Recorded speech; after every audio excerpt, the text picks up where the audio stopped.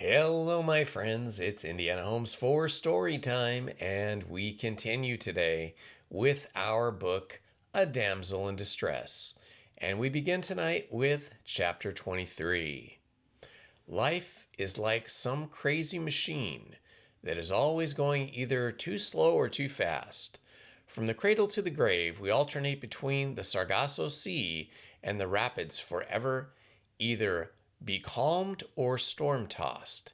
It seemed to Maud, as she looked across the dinner table, in order to make sure for the 20th time that it really was George Bevan who sat opposite her, that after months in which nothing whatever had happened, she was now living through a period when everything was happening at once. Life, from being a broken down machine, had suddenly begun to race. To the orderly routine that stretched back to the time when she had been hurried home in disgrace from Wales, there had succeeded a mad whirl of events, to which the miracle of tonight had come as a fitting climax. She had not begun to dress for dinner till somewhat late, and had consequently entered the drawing room just as Keggs was announcing that the meal was ready. She had received her first shock when the lovesick plumber, emerging from a mixed crowd of relatives and friends, had informed her that he was to take her in. She had not expected Plummer to be there.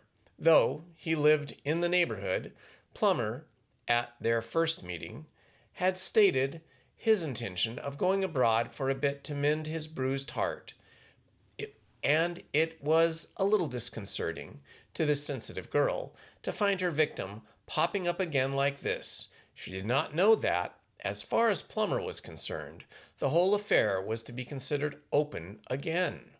To Plummer, analyzing the girl's motives in refusing him, there had come the idea that there was another, and that this other must be Reggie Byng. From the first, he had always looked upon Reggie as his worst rival, and now Reggie had bolted with the Faraday girl, leaving Maud in an excellent condition, so it seemed to Plummer, to console herself with a worthier man. Plummer knew all about the rebound and the parted plays in the affairs of the heart. His own breach of promise case 2 years earlier had been entirely due to the fact that the refusal of the youngest Devish girl to marry him had caused him to rebound into the dangerous society of the second girl from the O.P. End of the first row of Summertime is Kissing Time. Number in the Alhambra Review. That is the song from the Alhambra Review. He had come to the castle tonight gloomy, but not without hope.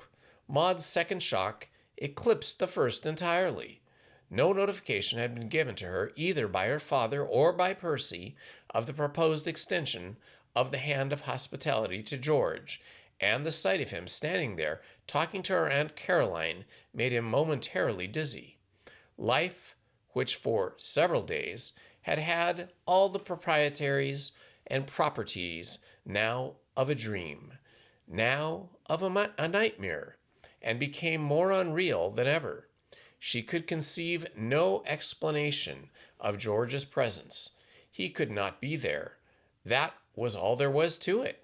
Yet there undoubtedly he was. Her manner, as she accompanied Plummer down the stairs, took on such a dazed sweetness that her escort felt that in coming there that night he had done the wisest act of a lifetime, studded but sparsely with wise acts. It seemed to Plummer that this girl had softened towards him. Certainly something had changed her.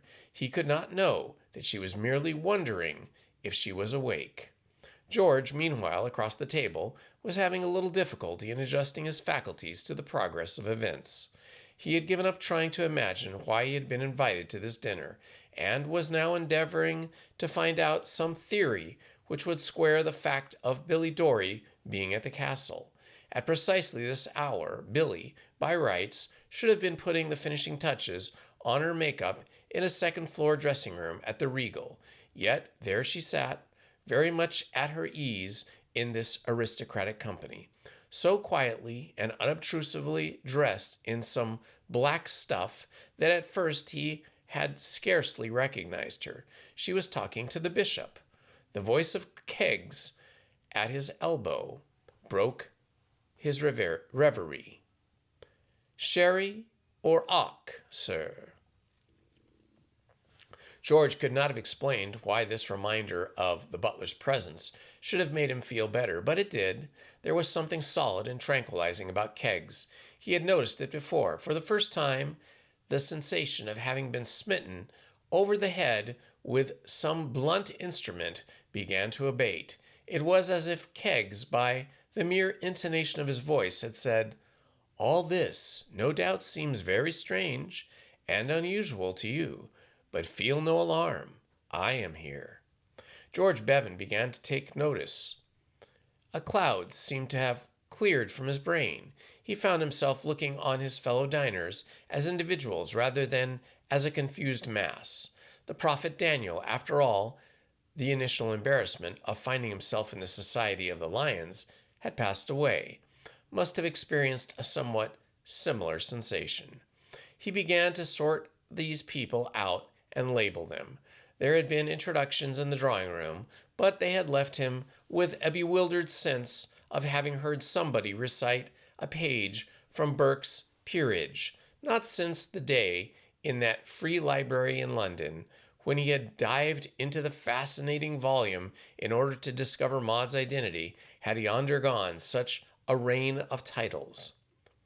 Now he took stock, to ascertain how many of these people he could identify. The stock-taking was an absolute failure. Of all those present, the only individuals he could swear to were his own personal little playmates, with whom he had sported in other surroundings. There was Lord Belpher, for instance, eyeing him with hospitality that could hardly be called veiled. There was Lord Marshmoreton at the head of the table, listening glumly to the conversation of a stout woman with a pearl necklace. But who was that woman?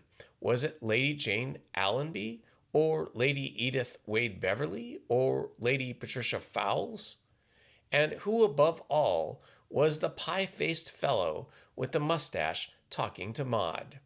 He sought assistance from the girl he had taken in to dinner. She appeared, as far as he could ascertain from a short acquaintance, to be an amiable little thing. She was small and young and fluffy, and he had caught enough of her name at the moment of introduction to gather that she was plain Miss Something, a fact which seemed to him to draw them together.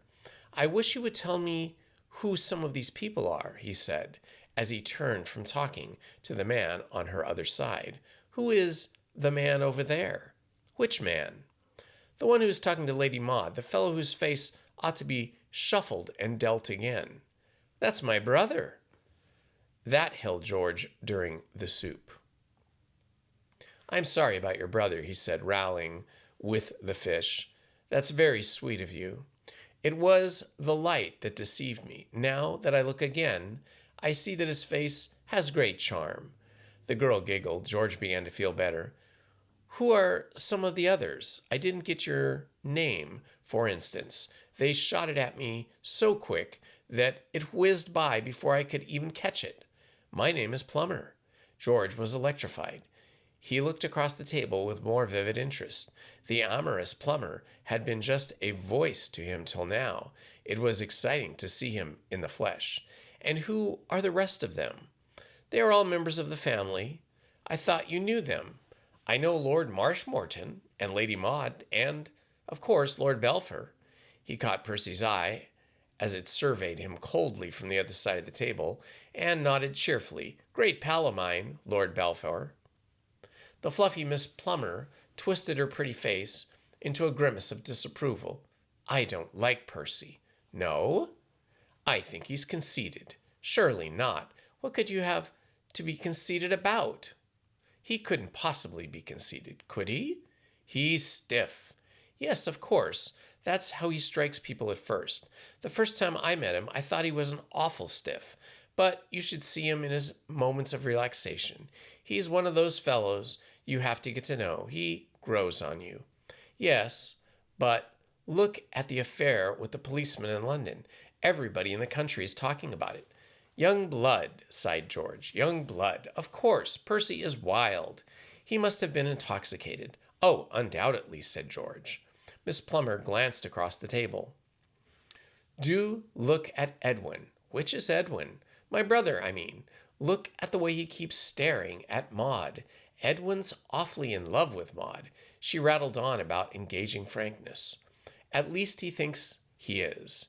He's been in love with a different girl every season since I came out. And now that Reggie Byng has gone and married Alice Faraday, he thinks he has a chance. You heard about that, I suppose. Yes, I did hear something about it. Of course, Edwin's wasting his time, really. I happen to know, Miss Plummer. I happen to know. Miss Plummer sank her voice to a whisper. I happen to know that Maud's awfully in love with some man she met in Wales last year, but the family won't hear of it. Families are like that, George agreed. Nobody knows who he is, but everybody in the country knows all about it. Those things get about, you know. Of course, it's all out of the question. Maud will have to marry somebody awfully rich or with a title. Her family's one of the oldest in England, you know. So I understand. It isn't as if she was the daughter of Lord Peebles or somebody like that. Why Lord Peebles? Well, what I mean to say is, said Miss Plummer, with a silvery echo of Reggie Byng, he made his money in whiskey. That's better than spending it that way, argued George. Miss Plummer looked puzzled. I see what you mean, she said, a little vaguely. Lord Marshmoreton is so different. Haughty nobleman stuff, eh? Yes. So you think this mysterious man in Wales hasn't a chance? Not unless he and Maud elope like Reggie and Byng and Alice. What wasn't that exciting? Who would have ever suspected Reggie had the dash to do such a thing like that? Lord Marshmoreton's new secretary is very pretty, don't you think? Which is she? The girl in the back with the golden hair. Is she Lord Marshmoreton's secretary? Yes, she's an American girl. I think she's much nicer than Alice Faraday. I was talking to her before dinner. Her name is Dory. Her father was a captain in the American Army who died without leaving her a penny. He was the younger son of a very distinguished family, but his family disowned him because he married against their wishes. Something ought to be done to stop these families, said George. They're always up to something. So Miss Dory had to go out and earn her own living. It must have been awful for her, mustn't it? Having to give up society. Did she give up society? Oh, yes. She used to go everywhere in New York before her father died. I think American girls are wonderful. They have so much enterprise. George, at the moment, was thinking that it was in imagination that they excelled. I wish I could go out and earn my living, said Miss Plummer, but the family won't dream of it. The family again, said George sympathetically. They're a perfect curse. I want to go on stage. Are you fond of theater? Fairly. I love it. Have you seen Hubert Broadley in 'Twas Once in Spring? I'm afraid I haven't. He was wonderful. Have you seen Cynthia Dane in A Woman's... No? I missed that one too. Perhaps you prefer musical pieces. I saw an awfully good musical comedy before I left town. It was called Follow the Girl. It was at the Regal Theater. Have you seen it? I wrote it. You what? That is to say, I wrote the music. But the music is lovely, gasped the little Miss Plummer, as if the fact made his claim ridiculous. I've been humming it ever since. I can't help that. I stick to it. That I wrote it. You aren't George Bevan. I am. But Miss Plummer's voice almost failed her. But I've been dancing to your music for years. I've got about 50 of your records on the Victrola at home. George blushed. However successful a man may be, he can never get used to the fame at close range. Why, that tricky thing, you know, in the second act is the darlingest thing I've ever heard. I'm mad about it. Do you mean the one that goes lumpity, lumpity, turn, turnity, turnity, turn? No, the one that goes to rumpity, turn tum, tum tum, to rumpity tum. You know, the one about Granny dancing the shimmy. I'm not responsible for the words, you know, urged George hastily. Those are wished on me by the lyricist. I think the words are splendid, although poor Popper thinks it's improper. Granny's always doing it, and nobody can stop her. I loved it. Miss Plummer leaned forward excitedly. She was an impulsive girl. Lady Caroline. Conversation stopped. Lady Caroline turned. Yes, Millie. Did you know that Mr. Bevan was the Mr. Bevan? Everybody was listening now. George huddled pinkly in his chair. He had not foreseen this ballyhooing. Sandrak, Mesrock, and Abranegro combined had never felt the tithe of the warmth that consumed him. He was essentially a modest man. The Mr. Bevan? Echoed Lady Caroline coldly. It was painful to have her to recognize George's existence in the same planet as herself, to admire him, as Miss Plummer apparently expected her to do, was a loathsome task. She cast one glance fresh from the refrigerator at the shrinking George and evaluated her aristocratic eyebrows. Miss Plummer was not damped. She was at the hero-worshipping stage. And George shared with Messieurs Fairbanks, Francis X, Bushman, and one or two tennis champs an imposing pedestal in her Hall of Fame. You know George Bevan, who wrote the music of Follow the Girl? Lady Caroline showed no signs of thawing. She had not heard of Follow the Girl. Her attitude suggested that, while she admitted the possibility of George having disgraced himself in the manner indicated, it was nothing to her. And all those other things, pursued Miss Plummer indefatigably. You must have heard his music on the Victrola. Why, of course. It was Lady Caroline who spoke. But a man further down the table, he spoke with enthusiasm. Of course, by Jove, he said. The Schenectady shimmy. By Jove, that's all. That's ripping. Everybody seemed pleased and interested. Everybody, that is to say, except Lady Caroline and Lord Belpher. Percy was feeling that he had been tricked. He cursed the imbecility of Keggs in suggesting that this man should be invited to dinner. Everything had gone wrong. George was undoubted successful. The majority of the company were solid for him.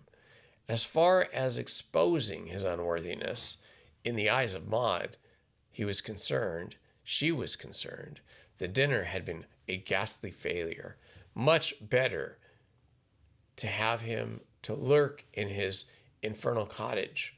Lord Belpher drained his glass moodily.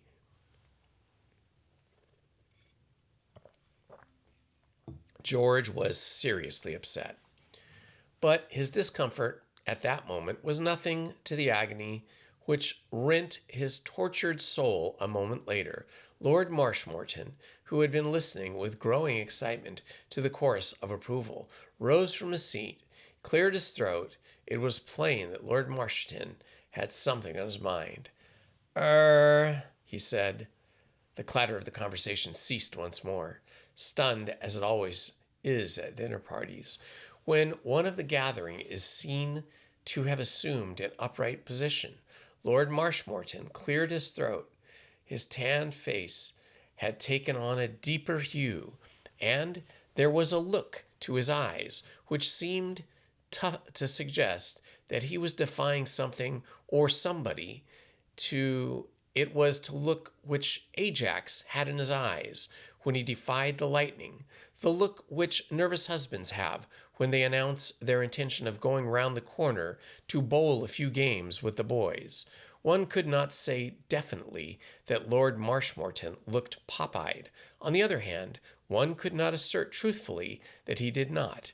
At any rate, he was manifestly embarrassed. He had made up his mind to a certain course of action, on the spur of the moment, taking advantage, as others have done, of the trend of popular enthusiasm, and his state of mind was nervous but resolute.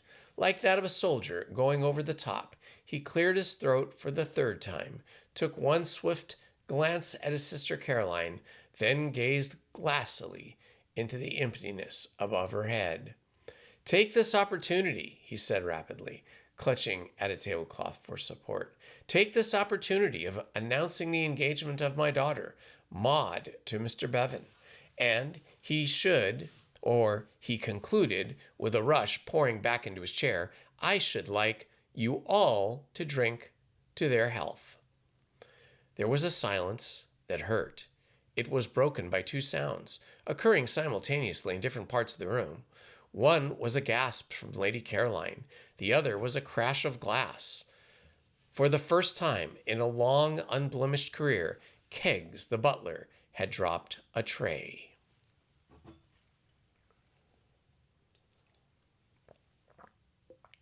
Chapter 24.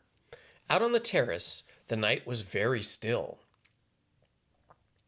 From the steel blue sky, the stars looked down as calmly as they had looked on the night of the ball, when George had waited by the shrubbery, listening to the wailing of the music, and thinking long thoughts. From the dark meadows by the brook came the cry of corncrack, its harsh note softened by the distance. "What shall we do?" said Maud. She was sitting on the stone seat where Reggie Byng had sat and meditated on his love for Alice Faraday, and his unfortunate habit of slicing his approaching shots.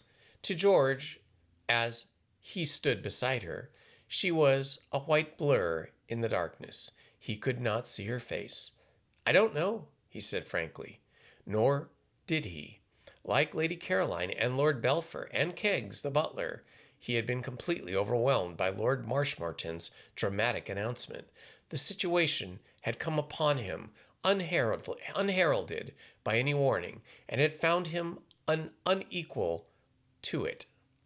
A choking sound suddenly proceeded from the whiteness of Maud. In the stillness, it sounded like some loud noise. It jarred on George's disturbed nerves. "Please!" "I can't help it. There's nothing to cry about, really. If we think long enough, we shall find some way out. All right? Please don't cry." "I'm not crying." The choking sound became unmistakable ripple of mirth. "It's so absurd.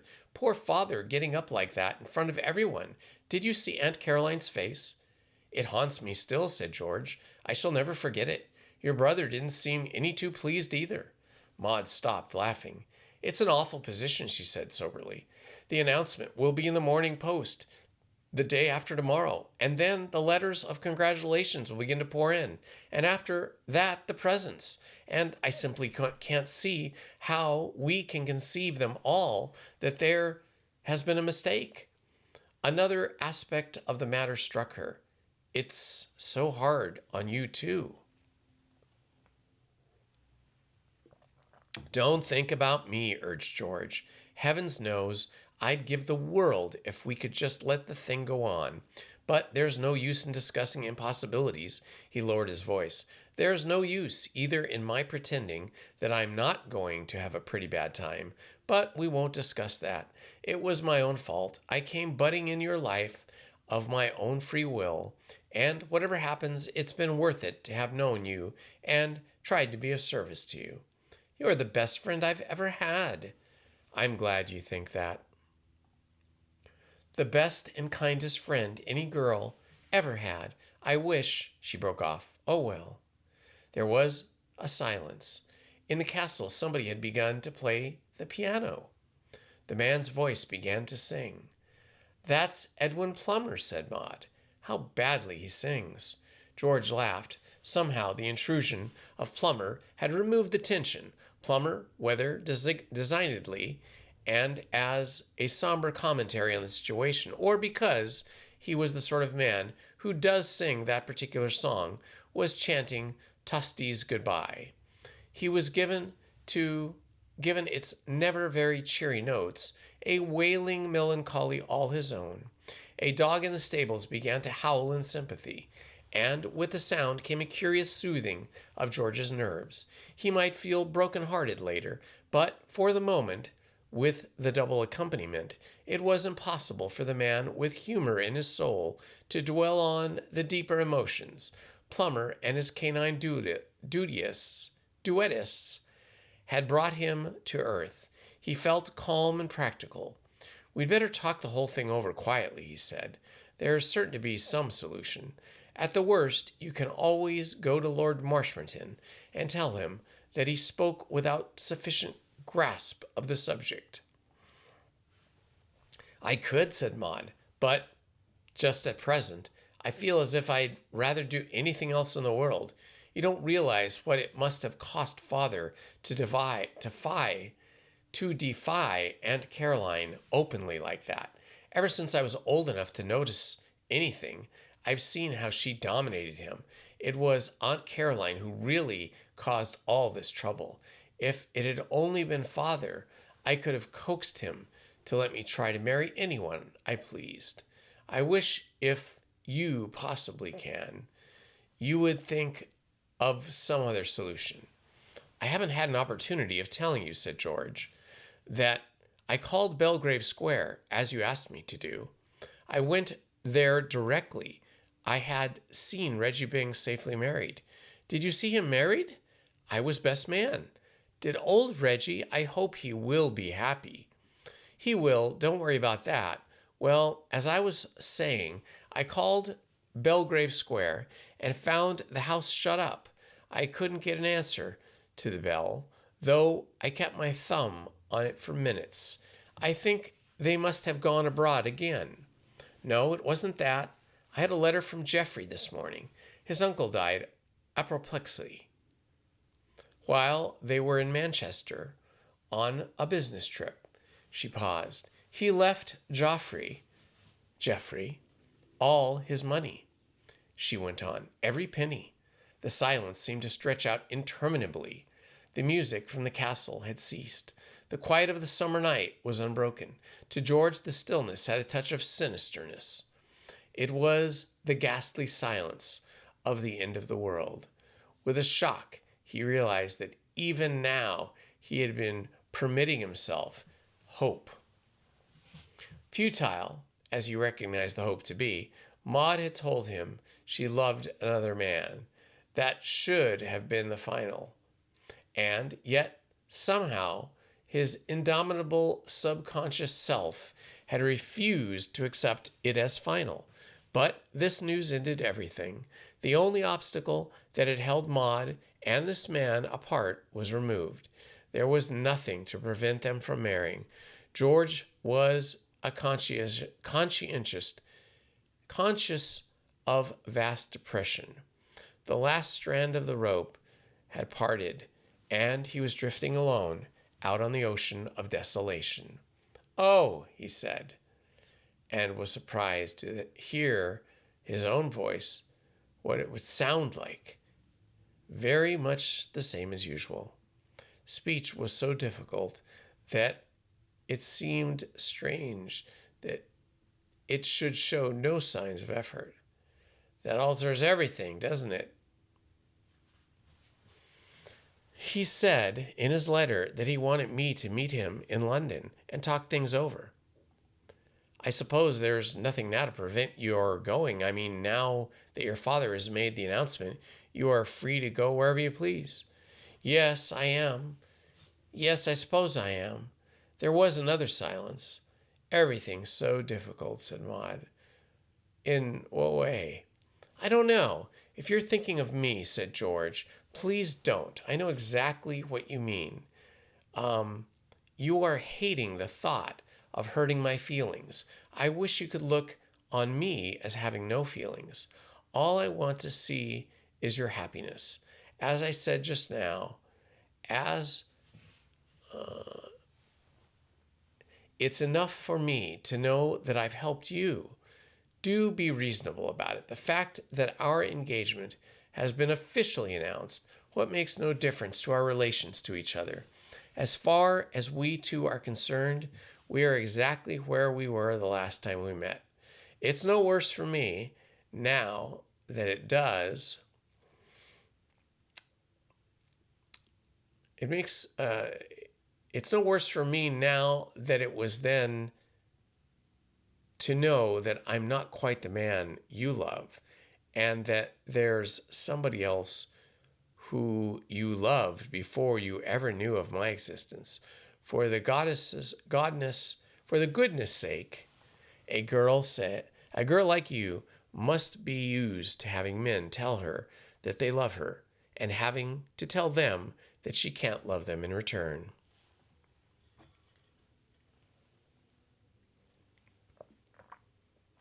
But you're so different. Not a bit of it. I'm just one of the crowd. I've never known anybody quite like you. Well, you've never known anybody quite like Plummer, I should imagine. But the thought of his suffering didn't break your heart. I've known a million men exactly like Edwin Plummer, said Maud emphatically. All these men I ever have known have been like him, quite nice and pleasant and negative. It never seemed to matter refusing them. One knew that they would be just a little bit piqued for a week or two and then wander off and fall in love with somebody else. But you're different. You matter. That's that is where we disagree. My argument is that where your happiness is concerned, I don't matter. Maud rested her chin on her hand and stared out into the velvet darkness. You ought to have been my brother instead of Percy, she said at last. What chums we should have been, and how simple that would have made everything. The best thing for you to do is to regard me as an honorary brother. That will make everything simple.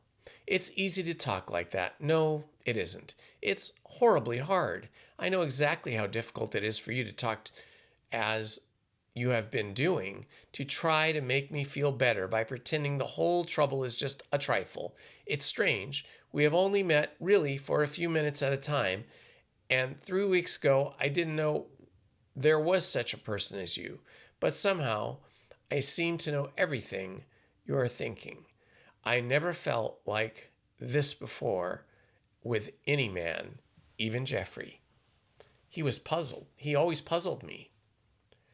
She broke off. The corncrake began to call out again in the distance. I wish I knew what to do, she said, with a catch in her voice. I can tell you, in 2 words, what I'd do. The whole thing is absurdly simple. You love this man, and he loves you, and all that kept you apart was the fact that he could not afford to marry you. Now that he is rich, there is no obstacle at all. I simply won't let you look on me and my feelings as an obstacle. Rule me out altogether. Your father's mistake has made the situation a little more complicated than it need have been, but that can easily be remedied. Imitate the excellent example of Reggie Bing. He was a person, and a person where it would have been in a position that this would have been embarrassing to announce what he intended to do. So he sensibly went quietly off and did it and left everybody to find out after it was done. I'm bound to say I never looked on Reggie as a mastermind, but when it came to finding a way out of embarrassing himself in situations, he was one to admit he had the right idea. Do what he did. Maud started. She half rose from the stone seat. George could hear the quick intake of her breath. You mean run away? Exactly. Run away. The automobile door swung round the corner of the castle in the direction of the garage and drew up. Purring at the footsteps was a flood of light and a sound of voices. As the great door opened, Maud rose. People are leaving, she said. I didn't know it was going to be so late. She stood irresolutely. I suppose I ought to go ahead and say goodbye, but I don't think I can. Stay where you are, nobody will see you. The more automobiles arrived, the quiet of the night was shattered, and the noise of their engines took over. Maud sat down again. I suppose they will think it very odd of me not being there. Never mind what people think, Reggie Bing didn't. Maud's foot traced circles in the dry turf. What a lovely night, she said. There's no dew at all. The automobiles snorted, tooted, backfired, passed away. Their clamor died off in the distance, leaving the night a thing of peace and magic at one's core. The door of the castle closed with a bang. I suppose I ought to be going now, said Maud. I suppose so, and I ought to be there too, politely making my farewells, but something seems to tell me that Lady Caroline and your brother will be quite ready to dispense with the formalities. I shall go home. They faced each other in the darkness. Would you really do that, Maud? Run away, I mean, and get married in London? It's the only thing to do. But can one get married as quickly as that? At the registrar's, nothing simpler. You should have seen Reggie Bing's wedding. It was over before one realized it had started. A snuffy little man in a black coat with a cold in his head asked a few questions, wrote a few words, and the thing was done. That sounds rather dreadful. Reggie didn't seem to think so. Unromantic, I mean. Prosaic. And you understand how the pattern is. You can plug in any word and make a similar phrase with a similar intent. Of course, one ought to be sensible. It is just the same as a regular wedding. It affects absolutely. They moved up the terrace together. On the gravel drive by the steps, they paused. I'll do it, said Maud. George had to make an effort before he could reply. For all his sane and convincing arguments, he could not check a pang at its definite acceptance of them. He had begun to appreciate now the strain under which he had been speaking. You must, he said. Well, goodbye.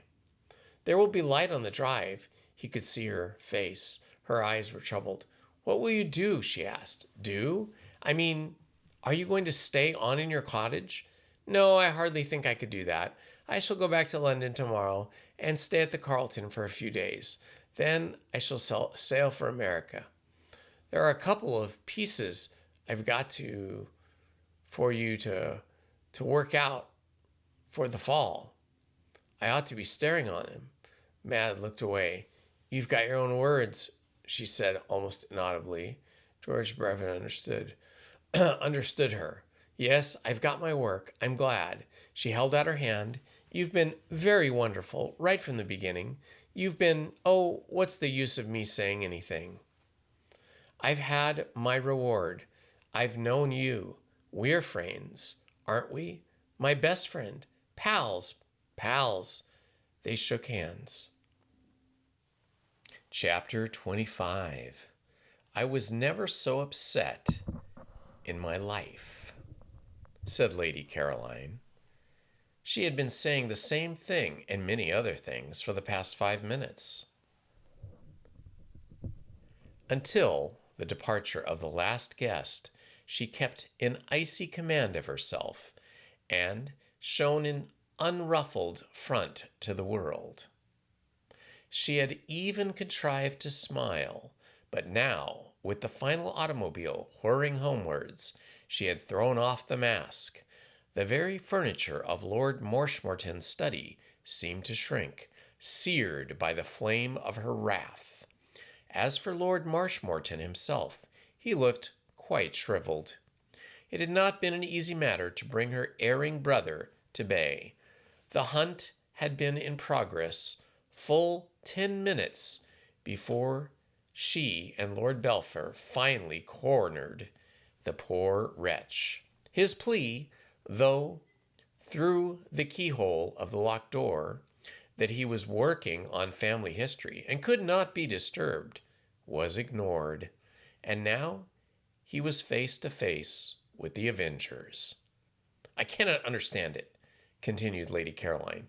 You know that for months we have been straining every nerve to break off this horrible entanglement, and, just as we had begun to hope for something that might be done, you announced the engagement in the most public manner. I think you must be out of your mind. I can hardly believe, even now, that this appalling thing has happened. I am hoping that I shall wake up and find it is all a nightmare. And you can have done such a thing? How could you have done such a thing? I cannot understand. Quite, said Lord Belpher. If Lady Caroline was upset, there are no words in the language that will adequately describe the emotions of Percy. From the very start of this lamentable episode in high life, Percy had been in the forefront of the battle. It was Percy who had his best hat smitten from his head in full view of all at Piccadilly. It was Percy who had suffered arrest and imprisonment in the cause. It was Percy who had been crippled for days owing to his zeal in tracking Maud across country. And now all his sufferings were in vain. He had been betrayed by his own father. There was, so the historians of the Middle West tell us, a man of Chicago named Young, who once, when his nerves were unstrung, put his mother, unseen, in the chopping machine, and canned her and labeled her Tongue. It is enough to say that the glance of disapproval which Percy cast upon his father at this juncture would have been unduly severe if cast by the young offspring upon their parent at the moment of confession. Lord Marshmoreton had rallied from his initial panic.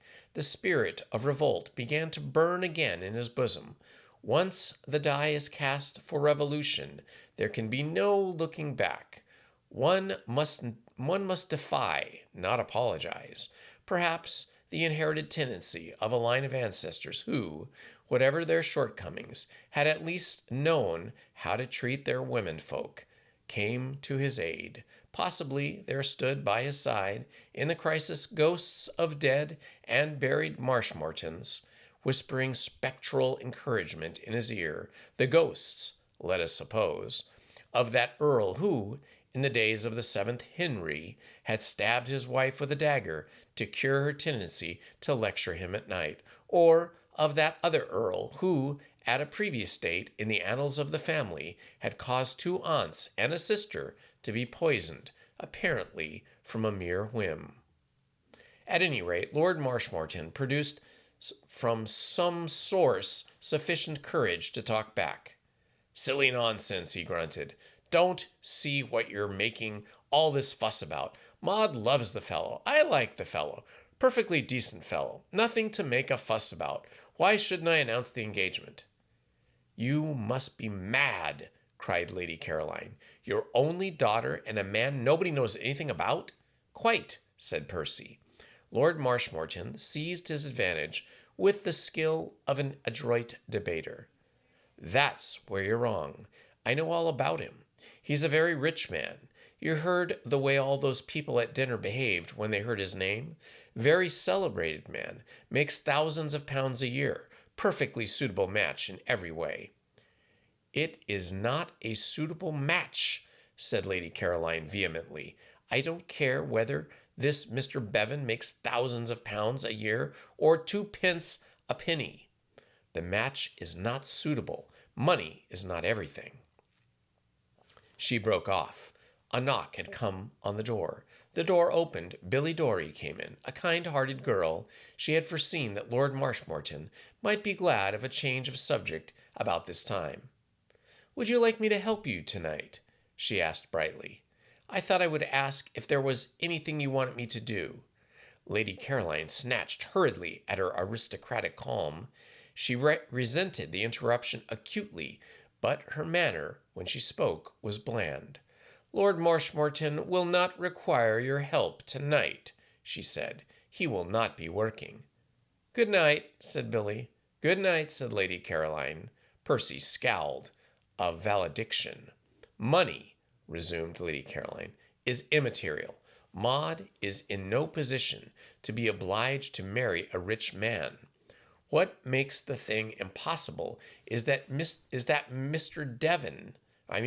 Bevan, is nobody. He comes from nowhere. He has no social standing whatsoever."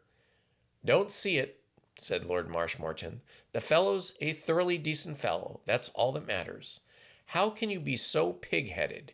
You are talking like an imbecile. Your secretary, Miss Dory, is a nice girl. But how would you feel if Percy were to come to you and say that he was engaged to be married to her?" "Exactly," said Percy. "Quite." Lord Marshmoreton rose and moved to the door. He did it with a certain dignity, but there was a strange, hunted expression in his eyes. "That would be impossible," he said. "Precisely," said his sister. "I'm glad that you admit it."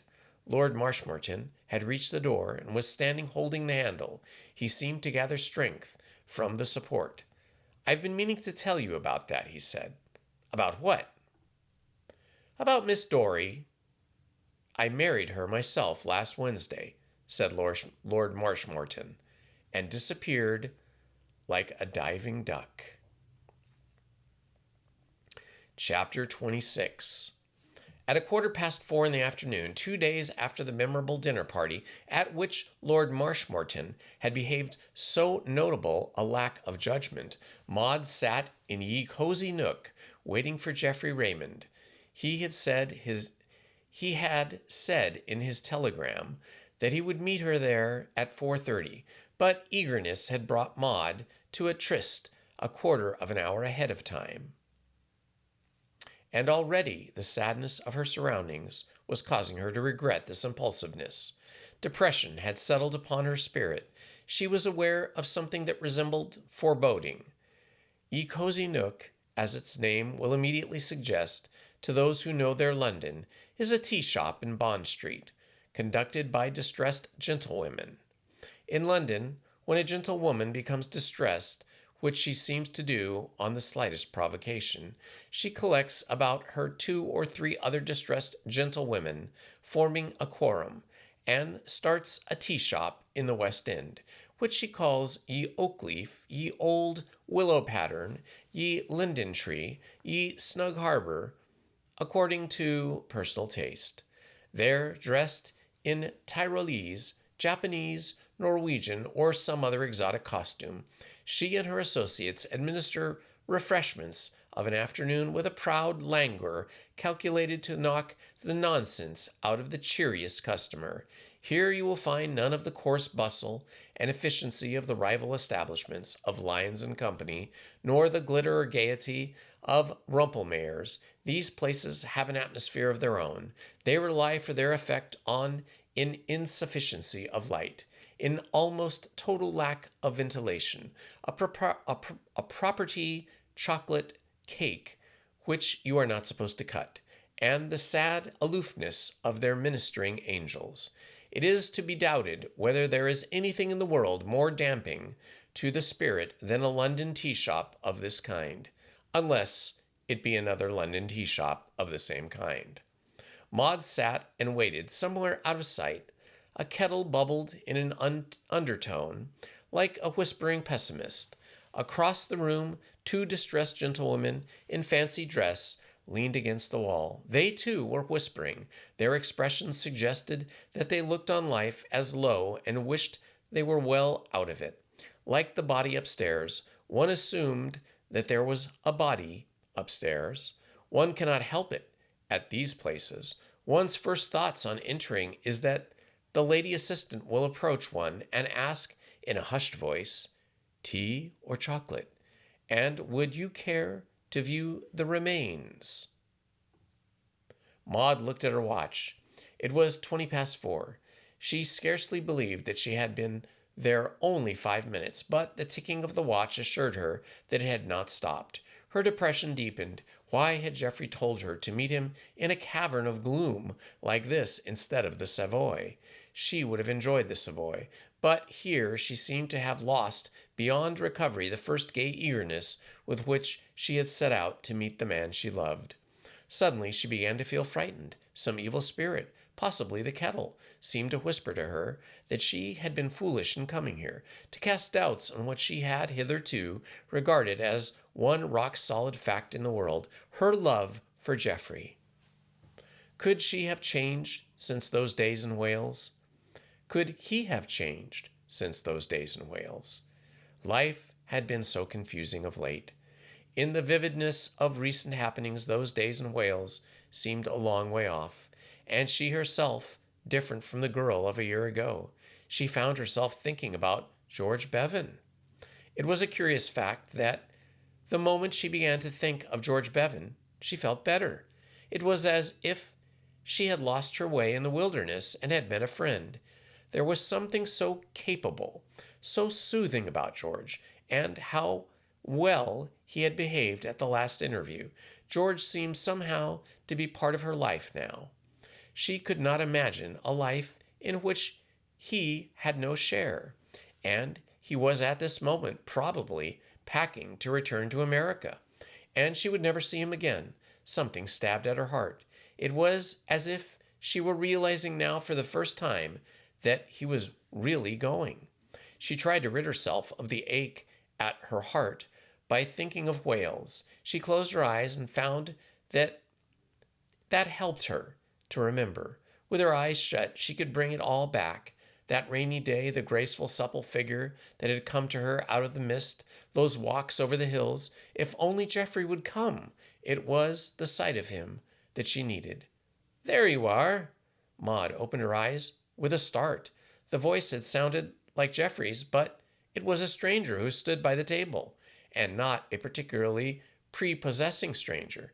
In the dim light of Ye Cozy Nook, to which her opening eyes had not yet grown accustomed, all she could see of the man was that he was remarkably stout. She stiffened defensively. This was what a girl who sat about in a tea room alone had to expect. Hope I'm not late, said the stranger, sitting down and breathing heavily. I thought a little exercise would do me good, so I walked. Every nerve in Maud's body seemed to come to life simultaneously. She tingled from head to toe. It was Geoffrey. He was looking over his shoulder and endeavoring, by snapping his fingers, to attract the attention of the nearest distressed gentlewoman, and this gave Maud time to recover from the frightful shock she had received. Her dizziness left her, and, leaving, was succeeded by a panic dismay. This couldn't be Geoffrey. It was outrageous that it should be Geoffrey, and yet it undeniably was Geoffrey. For a year she had prayed that Geoffrey might be given back to her, and the gods had heard her prayer. They had given her back Geoffrey, and with a careless generosity they had given her twice as much of him as she had expected. She had asked for the slim Apollo, whom she had loved in Wales, and this colossal changeling had arrived in his steed instead of the Geoffrey she remembered. We, all of us, have our prejudices. Maud had a prejudice against fat men. It may have been the spectacle of her brother, Percy, bulging more and more every day that she had known him, that caused her this kink in her character. At any rate, it existed, and she gazed in sickened silence at Geoffrey. He had turned again now, and she was enabled to get a full and complete view of him. He was not merely stout, he was gross. The slim figure which had haunted her for a year had spread into a sea of waistcoat. The keen lines of his face had disappeared altogether. His cheeks were pink jellies. One of the distressed gentlewomen had approached with a slow disdain, and was standing by the table, brooding on the corpse upstairs. It seemed a shame to bother her. Tea or chocolate? She inquired proudly. Tea, please, said Maud, finding her voice. One tea, sighed the mourner. Chocolate for me, said Geoffrey briskly, with an air of one discoursing on a congealed topic. I like plenty of whipped cream, and please, See that it's hot. 1 chocolate. Geoffrey pondered. This was no light matter that occupied him. And bring some fancy cakes. I like the ones with icing on them, and some tea cake, and buttered toast. Please see there's plenty of butter on it. Maud shivered. This man before her was a man in whose lexicon there should have been no such word as butter, a man who should have called the police and had some enemy endeavored to thrust butter upon him. Well, said Geoffrey, leaning forward. At the haughty ministrant drifted away. You haven't changed a bit. To look at, no, said Maud. You're just the same. I think he squinted down at his waistcoat, have put on a little weight. I don't know if you noticed. Maud shivered again. He thought he had put on a little weight and didn't know if she had noticed it. She was oppressed by the eternal melancholy miracle of the fat man who does not realize that he has become fat. It was living on a yacht that put me a little out of my condition, said Geoffrey. I was on a yacht nearly all the time since I saw you last. The old boy had a Japanese cook and lived pretty high. It was apoplexy that got him. He had a great time touring about. We were on the Mediterranean all last winter, mostly Nice. I should like to go to Nice, said Maud, for something to say. She was feeling that it was not only externally that Geoffrey had changed. Or had he in reality always been like this, commonplace and prosaic? And was it merely in her imagination that he had been wonderful? If you ever go, said Geoffrey earnestly, don't fail to lunch at the Hotel Côte d'Azur. They give you the most amazing selection of hors d'oeuvres you ever saw. Crayfish as big as a baby lobster. And there's a fish, I've forgotten its name, it'll come back to me, that's just like the Florida pompano. Be careful to have it broiled, not fried, otherwise you lose the flavor. Tell the waiter you must have it broiled, and with melted butter, and a little parsley, and some plain boiled potatoes. It's really astonishing. It's best to stick to fish on the continent. People can say what they like, but I maintain that the French don't really understand steaks or any sort of red meat. The veal isn't bad, though. I prefer our way of serving it, of course. What the French are real geniuses at is the omelette. I remember when we put in at Toulon for coal, I went ashore for a stroll and had the most delicious omelette with chicken livers, beautifully cooked, at quite a small, unpretentious place near the harbor. I shall always remember it. The mourner returned bearing a laden tray, from which she removed the funeral black bake meats and placed them limply on the table. Geoffrey shook his head, annoyed. I particularly asked for plenty of butter on my toast, he said. I hate buttered toast if there isn't lots of butter. It isn't worth eating. Get me a couple of pats, will you? And I'll spread it myself. Do hurry, please, before the toast gets cold. It's no good if the toast gets cold. They don't understand tea as a meal at these places, he said to Maud, as the mourner withdrew. You have to go to the country to appreciate a real thing. I remember we lay off at Lynn Regis, down in Devonshire Way, for a few days, and I went back to have tea at a farmhouse there.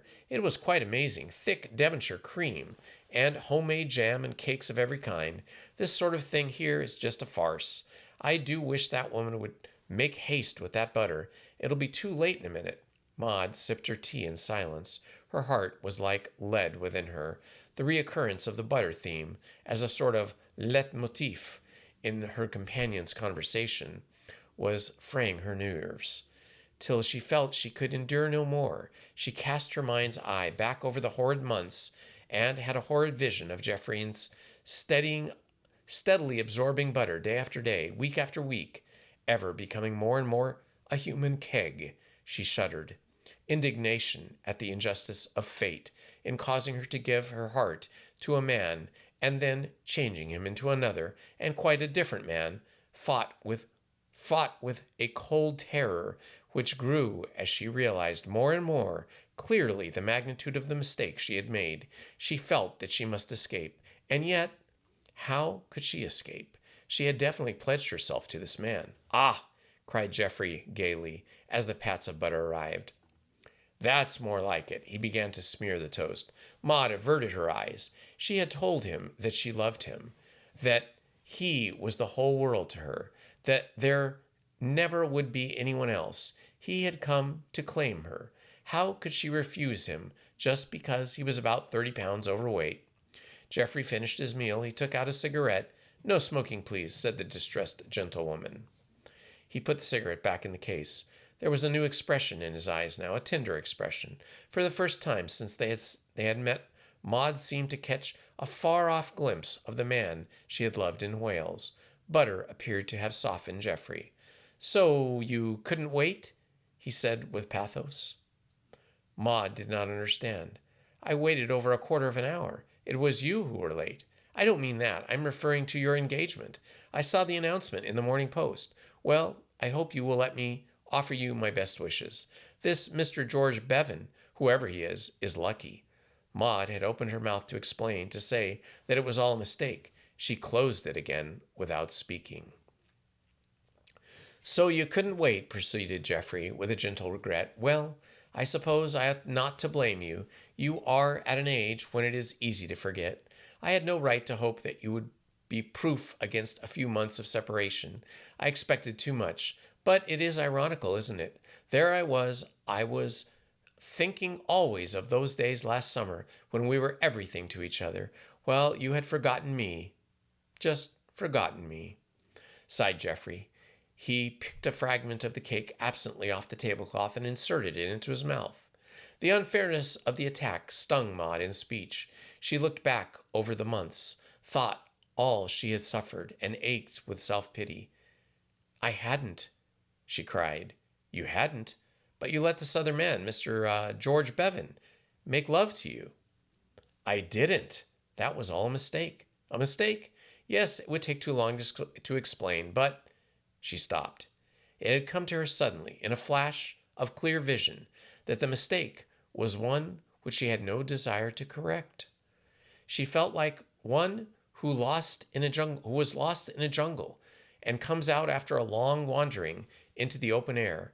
For days she had been thinking confusedly, unable to interpret her own emotions, and now everything had abruptly become clarified. It was as if the sight of Geoffrey had been the key to the cipher. She loved George Bevan, the man she had sent out of her life forever. She knew it now, and the shock of the realization made her feel faint and helpless. And mingled with the shock of realization, there came to her the mortification of knowing that her aunt, Lady Caroline, and her brother Percy had been right after all. What she had mistaken for love, the love of a lifetime, had been, as they had so often insisted, a mere infatuation. Unable to survive the spectacle of Geoffrey, who had been eating too much butter and had put on flesh, Geoffrey swallowed his piece of cake and bent forward. "Aren't you engaged to this man, this Mr. Bevan?" Maud avoided his eye. She was aware that the crisis had arrived, and that her whole future hung on her next words. And then the fate came to rescue her. Before she could speak, there was an interruption. "Pardon me," said a voice. "One moment." So intent had Maud and her companion been on their own affairs that neither of them observed the entrance of a third party. This was a young man with a mouse-colored hair and freckled, badly shaven, and which seemed undecided whether to be furtive or impudent.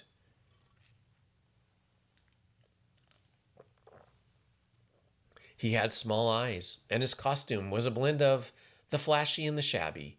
He wore a bowler hat, tilted a little rakishly to one side, and carried a small bag, which he rested on the table between them. "Sorry to intrude, miss," he bowed gallantly to Maud, "but I want to have a few words with Mr. Spencer Gray here."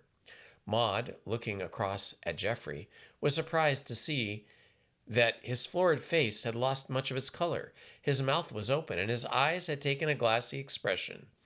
"I think you have made a mistake," she said coldly. She disliked the young man at sight. "This is Mr. Raymond."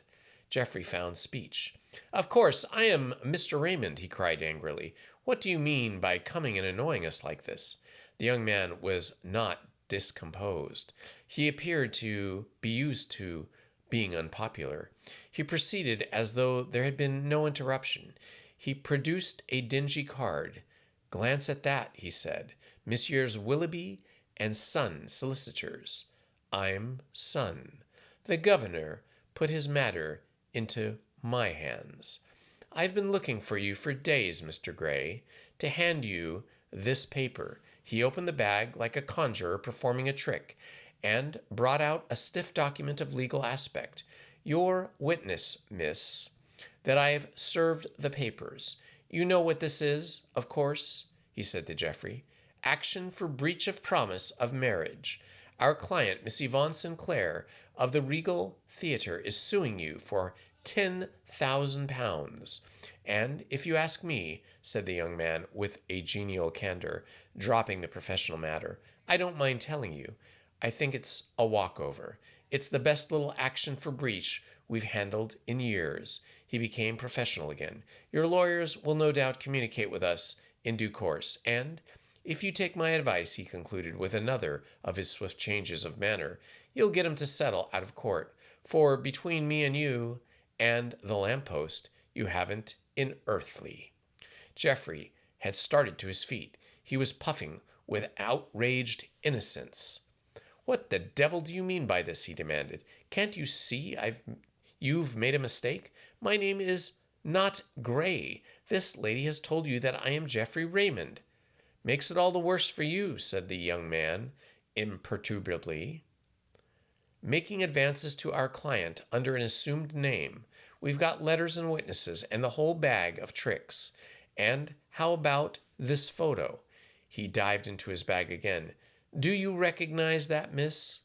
Maud looked at the photograph. It was unmistakably Geoffrey, and it had evidently been taken recently, for it showed the later Geoffrey, the man of substance.